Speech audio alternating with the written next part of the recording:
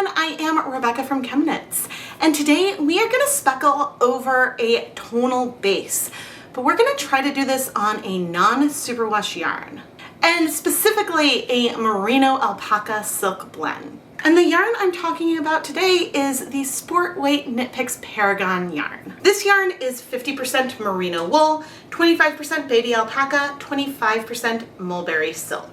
The yarn is a very smooth to ply. The plies have a little bit of bounce to them. It isn't a yarn that has a lot of halo to it.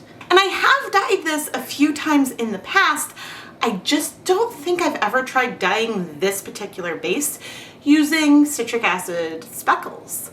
And so that's what we're gonna do today. I added on some removable nylon zip ties onto the yarn and then pre-soaked it for a couple of hours in plain tap water with no acid. The acid that we'll want in the yarn so that way maybe our speckles stay sharp, they might spread. They might spread. We've got colors also that likely will spread. So I'm expecting some spread. But anyway, we'll add acid into the yarn as we do our tonal layer. And that first layer is gonna be a bright pink. But before we go and measure out the dye, please subscribe and turn on notifications so you don't miss any new videos. This is an 8-quart pot and I have it maybe 2/3 full of water. I didn't measure the water. And the volume of water that you're using whenever you are dyeing a tonal yarn does matter when it comes to how even the color coverage is on our yarn. You want a larger water to yarn ratio if you want the color to be more even, and if you want things to be more tonal, then having less water and having a more crowded pot will help you get more tonal variation in your colorway. However, when it comes to depth of shade, then everything would be similar, I guess, in the way we might describe it. But today, we're gonna dye our yarn first using a 0.25% depth of shade of deep magenta, which I promise is going to be a very vibrant pink. Although this yarn does have silk content and so colors will look a lot paler when they're dry, but it's gonna look very vibrant right now. Since we are dyeing 300 grams of yarn, I'm gonna use a very, very messy, very ill-advised stock solution container of some deep magenta. And I'm gonna measure out 75 milliliters of this dye. There we go. I really recommend using some kind of squeeze bottle instead to store the stocks, but you know, sometimes cleanup, it's easier to just put a lid on the containers I am using. But this is a reason why I recommend wearing safety glasses and a reason why I protect my work surface with a shower curtain. I'm gonna stir this up. You can see how pigmented this is looking. I am going to quickly rinse out the graduated cylinder. Okay, pour that on in. And now I'm gonna bring over our yarn. We do have some acid in here already, so we might see some color start to strike, but you can see how beautiful this pink looks right now. But overall, with non-superwash yarn, colors don't really strike as fast as they might on superwash. So with the same color layering on superwash yarn that you might have seen me do in the past, then you might end up getting less even coverage, even cold, even if there was no acid in there yet. But non-superwash yarn can be quite different. So now I'm gonna bring this over to the stove, making sure to clean up my work surface so we don't bring dye along with us. And we're gonna start heating it up. And I think we'll check in after 30 minutes. We'll see how hot our dye bath is and decide if we need more time. We don't need to have 30 minutes of heat because we are gonna speckle and then steam set the yarn in the end, but we would like to absorb a lot of this color. So I'll see you in half an hour. It's only been about 20 minutes, but I'm curious how much of our pink has absorbed. Okay, most of it. There is a hint of some pink left in the water, but rather than waiting 10 more minutes, I'm actually gonna remove our yarn so we can let it start cooling so we can do the next round. And it is a vibrant, vibrant pink. But just to show how much color we had left, I'm gonna bring over a Superwash skein of Knit Picks Stroll Fingering Weight yarn. This yarn is 75% Superwash Merino, 25% nylon. And you can see that we definitely have color in here. We have color that is binding on our yarn, but the color is a very, very soft pink. And we've soaked almost all of it up already. So this little amount of pink that was left in here is giving us a gorgeous blush. A gorgeous blush here. And we might add speckles onto this yarn as well, just for comparison's sake. But compared to our Paragon yarn, there isn't very much color here at all. And actually, I can even show you that because we've been here, what, a minute and a half maybe that I've been filming this clip. And now I would call our dye bath clear. Oh, we've got a gorgeous tonal here. And I don't know if we'll end up getting some color transfer from the Paragon onto our Stroll from where it's sitting, where it's warm. There might be color transfer. That's fine, I'm not worried about it, except we can show that the color difference is extreme. This almost looks white in comparison. But I'm now gonna go ahead and let all of this yarn cool for a long time, cool almost completely, so then we can try to speckle on top of it with some speckles that I'd made in the past. I just laid out all of the yarn here on the countertop, and I'm going to go put on my deluxe rubber respirator mask, safety glasses, and gloves so we can start speckling. I do have two different dyes here that are mixed with citric acid already. One is Dharma Electric Violet and the other is Caribbean Blue. And off camera I have a skein of bare yarn that is soaked in some vinegar in case I need to wipe my gloves off. I'm going to start with the Caribbean Blue, which of all the colors we have is the one that is the least likely to end up as a sharp speckle. It is a very pigmented color. And the speckles don't need to go all over. Just on, I don't know, some area. But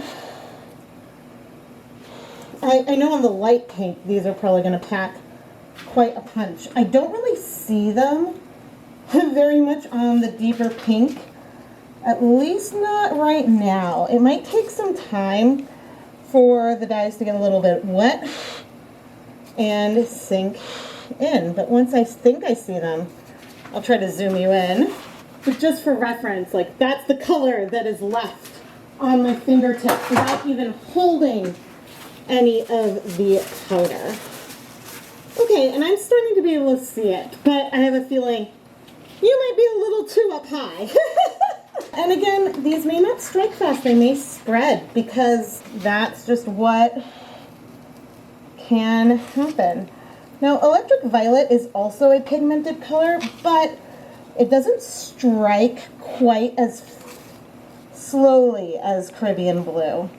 So I think we're a little bit more likely to see this end up being a sharper speckle. And I guess I am going a little heavy. I wasn't sure what I wanted to do, how light or how heavy. But I also know that in all likelihood the Caribbean Blue and Electric Violet may look very, very similar on top of the pink, even though color-wise they're very different. Okay, so here we can see some of the purple and then some of the Caribbean Blue on our Superwash yarn. And then here on our pink, it is a lot more subtle. And I will say that on this yarn base, a lot of the dye is sort of sitting on top of the fiber and very slowly sinking in. So I'm not sure how sharp it'll be or how much it may spread. Okay, I'm not going to wait very long.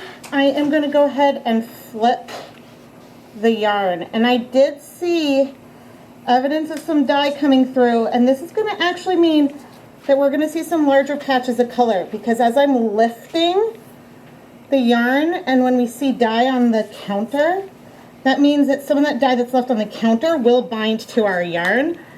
And so therefore we know we're going to have some larger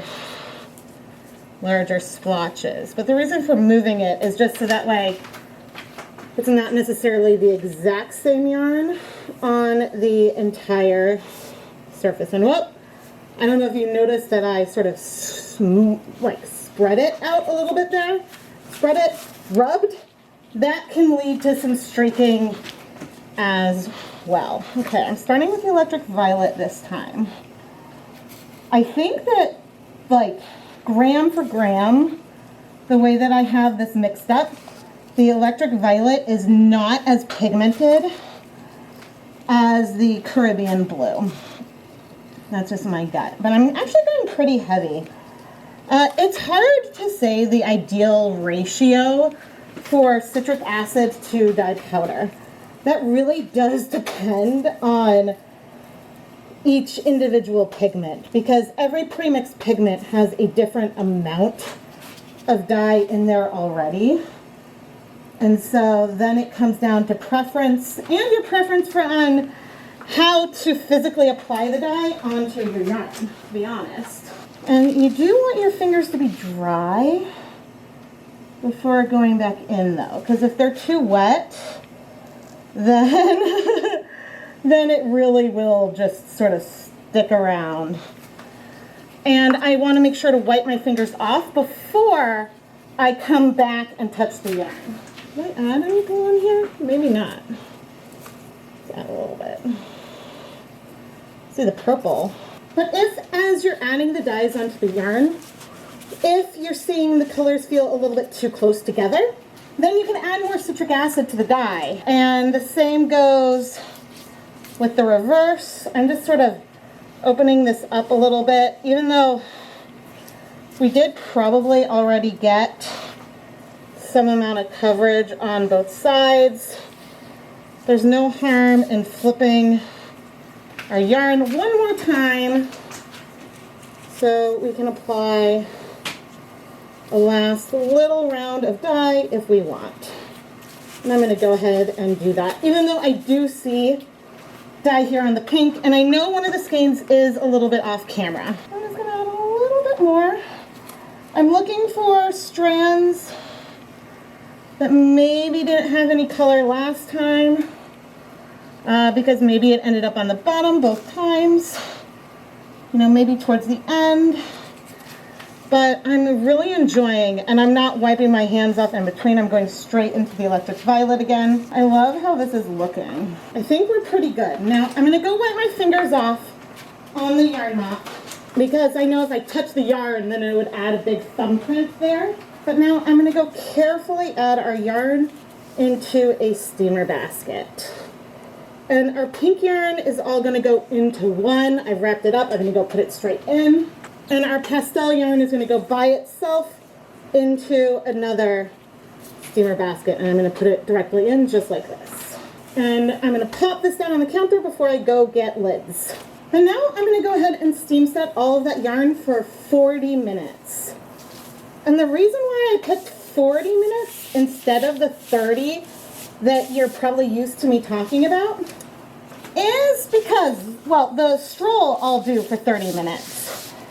But our other yarn is going to need maybe more time. And so why not heat for a little bit longer? But as I'm cleaning up the counter, ooh, there's some pink in here. Probably because I was using deep magenta earlier, and there may have been a little bit on the counter, or maybe the electric violet breaks, or actually also when I first mixed these dyes, I did use some deep magenta, and so there might have been some in these containers. So that's pretty funny. But the mop looks pretty fun. However, I feel like adding a little bit more color. I sprinkled on some dye powder onto the yarn mop, sort of patted it in, and then wiped up the counter. This is going to result in a few sort of larger speckles on the yarn because some amount of the color might stay where we've placed it, but it's also going to add a lot of splotches to the yarn because we're adding dye and then immediately spreading it out onto the yarn. I set the yarn aside and cleaned off the counter with some paper towels and water, and then waited until I had a free dye bath to heat set this yarn for 30 minutes. It has been 40 minutes and I've already removed the superwash yarn from the other pot.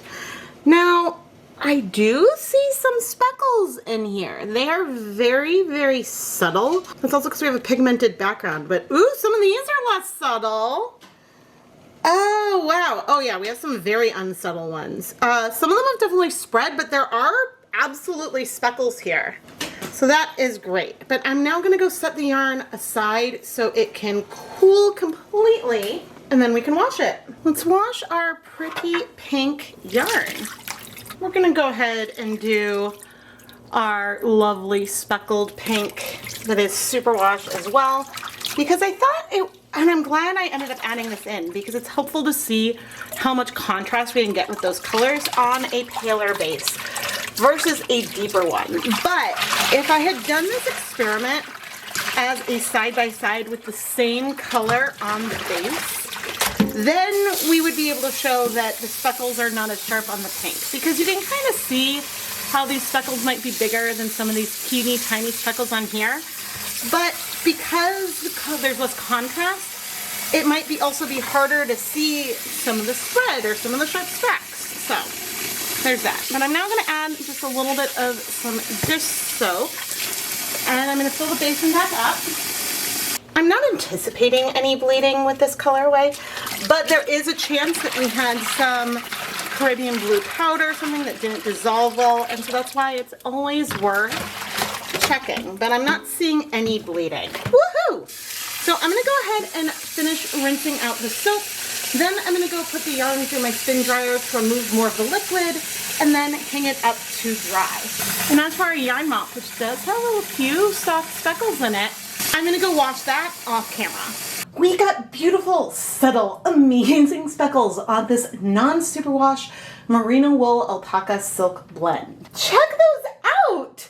They are large speckles, to be sure, but they are speckles. I'm thrilled with both how well they're showing up on our really vibrant pink base, but also that they aren't overpowering the yarn, that there'll be little subtle flecks of color through whatever this yarn turns into. This is really hard for me to capture on camera because honestly it looks like reflection of the light. But I do see heathering in here because I think the wool and probably the alpaca as well absorbed a little bit more color than the silk content. And in addition to the bit of sheen and shine that we have to this yarn, that heathering is really beautiful.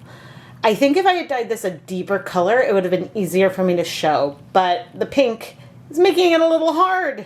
But let's focus instead on these subtle and relatively chunky speckles that we have, using, I think it was a combination of Caribbean blue and electric violet. On our soft pink yarn mop, the speckles are much smaller. They're itty bitty teeny weeny, and there are some larger splotches as well, but mostly we're able, I think with those citric acid speckles, to get things that are really small and fine. The speckles on our pastel stroll stand out more. They are louder against that backdrop because there's barely any pink. If I had dyed the stroll a similar pink background, the speckles would be a lot more subtle on the yarn overall.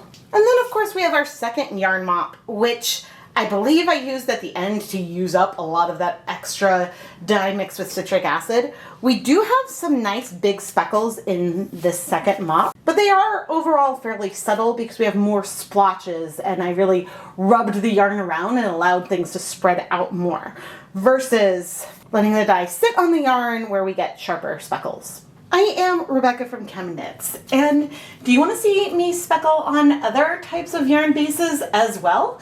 I have some random single skeins of random yarn bases in my collection, but I also have yarn bases that I use frequently, and honestly I don't know which ones I've speckled on and which ones I haven't. So if there's one you'd really like to see, let me know down in the comments, because Either I will remember a video and I can point you in the video's direction, or it might be a reason for me to revisit that fiber content, that fiber blend, and to play with it more. Please subscribe, turn on notifications, but if you're looking for other ways to help support the content here, go and check out the ChemKnits Patreon.